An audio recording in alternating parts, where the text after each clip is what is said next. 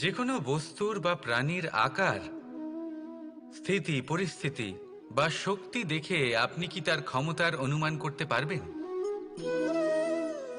কখনোই না। আসুন আমি আপনাকে উদাহরণ দিই একটা তলোয়ারের। সেই তলোয়ার যার দ্বারা আপনি অনেক বড় বড় যুদ্ধ জেতেন, বড় বড় রাজাদের পরাস্ত করতে পারেন। এবার আপনি যদি এই তলোয়ার কাউকে দেখিয়ে তার থেকে তার বস্ত্র ছিনিয়ে নেন, তাহলে দেখবেন যখন সেই বস্ত্র ছিঁড়ে যায় তখন একটা ছোট্ট সূচি চমৎকার করতে পারে। তখন এই তলোয়ার কোনো কাজে লাগবে না। সেইভাবেই একটা মাছ কখনো বনে গিয়ে শিকার করতে পারে না, আর সেইভাবেই সিংহ জলের রাজা হতে পারে না। প্রত্যেকের নিজের নিজের দুর্বলতা রয়েছে, প্রত্যেকের নিজের নিজের শক্তি রয়েছে। আর এই প্রকৃতি সবাইকে এইভাবেই বানিয়েছে যে প্রত্যেকের মধ্যে কোনো না কোনো বিশেষ গুণ অবশ্যই থাকে। তাই যদি আপনি নিজের মধ্যে বা অন্যদের মধ্যে শুধুই দোষ দেখতে পান, তাহলে একটু উপর থেকে দেখুন। সবার মধ্যে বিশেষ গুণ খুঁজে দেখতে শুরু করুন। আপনি বুঝবেন আপনি নিজেও কত বিশেষ আর অন্যরাও কত বিশেষ। আপনি বুঝবেন এই সংসার, এই প্রকৃতি হলো কতটা বিশেষ।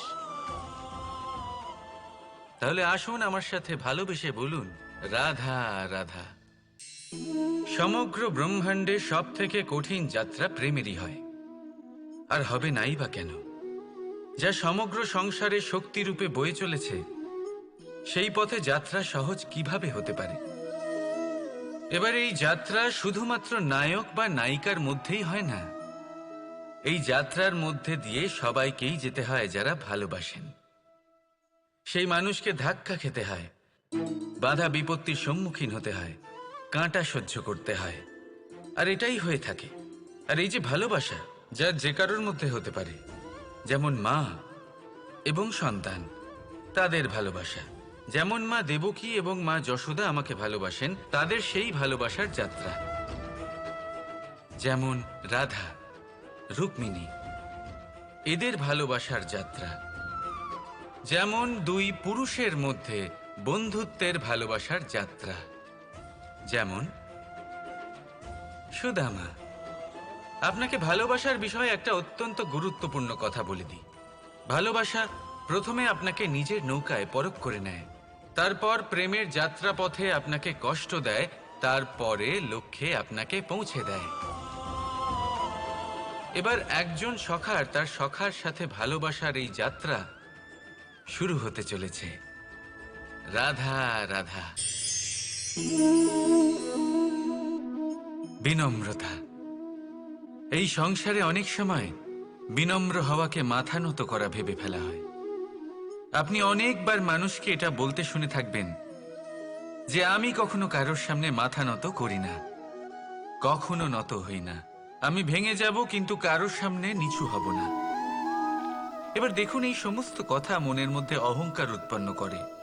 অহংকার মানুষকে তার পতনের দিকে নিয়ে যায়। একটা গুরুত্বপূর্ণ কথা বুঝে নিন, কারোর সামনে বিনীত হবার মানে এটা নয় যে সামনের মানুষ আপনার থেকে বেশি প্রভাবশালী বা তা হয়ে উঠছেন। এটার মানে এটাও নয় যে আপনি হেরে গেছেন বা হার স্বীকার করে নিচ্ছেন। বুঝে নিন, বেশিরভাগ সময় বিনীত তিনিই থাকেন যিনি আপনার থেকে উঁচু স্থানে আছেন। তাই আপনাকে সেভাবেই কথা বলতে হয়। কারোর সামনে বিনীত হলে, নিচু হলে আপনার স্থান ছোট হয়ে যায় না, কিন্তু আপনার সামনের ব্যক্তির মনে আপনার জন্য সম্মান আর ভালোবাসা অবশ্যই বাড়ে। আপনার অস্তিত্ব বিশাল হয়ে ওঠে। তাহলে নির্বাচন হলো আপনার। কি চয়ন করবেন, বিনম্রতা নাকি অহংকার? রাধা রাধা।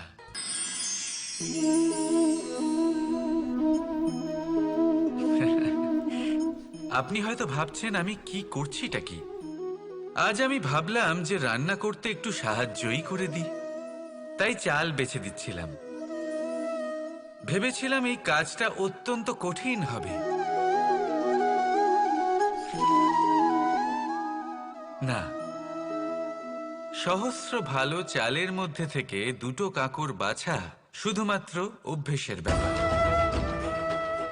বাস্তবে কঠিন কাজ আর শিল্পকলা সেটাই যেখানে কয়েক হাজার কাঁকড়ের মধ্যে থেকে একটা রত্ন বের করতে হয়। এবার এর সারমর্ম কি হতে পারে? সারমর্ম হলো এটাই, বড় তিনি হন না যিনি মানুষের মধ্যে খামতি বের করেন। মাহাত্ম্য তাতেই, শ্রেষ্ঠত্ব তাতেই, যা অন্যের ভেতরে থাকা ভালো গুণগুলি বের করে তার সম্মুখে, এই সংসারের সম্মুখে প্রস্তুত করতে পারেন। আসুন আমার সাথে ভালোবেসে বলুন, রাধা রাধা। জলরাশির সাথে আমার প্রেম চিরন্তনের। তা সে মথুরার যমুনা নদীই হোক বা দ্বারকার সমুদ্রই হোক। সমুদ্রের ধারে চলতে চলতে যখন সেই কোমল ঢেউ পা ছুঁয়ে যায়, আহা, ক্লান্তি যেন দূর হয়ে যায়। আমাদের মধ্যে একটা শক্তির জন্ম দেয়, মনকে উৎফুল্ল করে তোলে। সেই ঢেউয়ের বিষয় কি আপনারা কখনো ভেবেছেন? এই ঢেউই যখন তটে আসে, ছোট পাথরের সাথে ধাক্কা খেয়ে বিক্ষিপ্ত হয়ে যায়। আর এমন এক সময়ও আসে যখন এই ঢেউই এত ভয়ঙ্কর হয়ে ওঠে যে সবকিছু ধ্বংস করে দেয়, সবকিছু নষ্ট করে দেয়। এর একটা সারমর্ম রয়েছে, একটা অত্যন্ত গুরুত্বপূর্ণ শিক্ষা রয়েছে, যে কখনো কাউকে দুর্বল মনে করবেন না, কখনো না। কারণ এই দুর্বলতা যখন তার প্রকৃত শক্তির রূপ দেখায়, প্রবল বিনাশ সৃষ্টি করে। তাই কারোর বিনম্রতার, কারোর কোমলতার সর্বদা সম্মান করতে শিখুন। রাধা রাধা। লক্ষ্য, পথ আর সাফল্য, এই তিনটেই একে অপরের সাথে জড়িত। কিন্তু অনেকবার মানুষ এদের ঠিকভাবে বুঝতে পারেন না। তারা ভাবেন যে যেরকম লক্ষ্য হবে সেরকমই পথ হবে, সেই মতোই লক্ষ্য কঠিন হলে পথ কঠিন হবে, লক্ষ্য সরল হলে পথও সরল হবে। যদি আপনাকে আসল সত্যের সাথে অবগত করাই, তাহলে দেখবেন সবকিছুই এর উল্টো। লক্ষ্য নিজের পথ বানায় না, পথ সেটাই যেটা আপনি স্বয়ং নির্বাচন করে আপনি নিজে বানান। সেই অনুসারেই আপনি আপনার লক্ষ্যে পৌঁছতে পারবেন। সেই জন্য জীবনে যখনই লক্ষ্যে পৌঁছানোর পথের বিষয়ে আপনি কোনো সিদ্ধান্ত নেবেন, তাহলে তা ভেবে চিন্তে নেবেন। কারণ এই পথ অত্যন্ত গুরুত্বপূর্ণ। পথ যদি শুভ হয়, তাহলে লক্ষ্য আপনা থেকেই শুভ হয়ে যায়। তাহলে আসুন আমার সাথে ভালোবেসে বলুন, রাধা রাধা।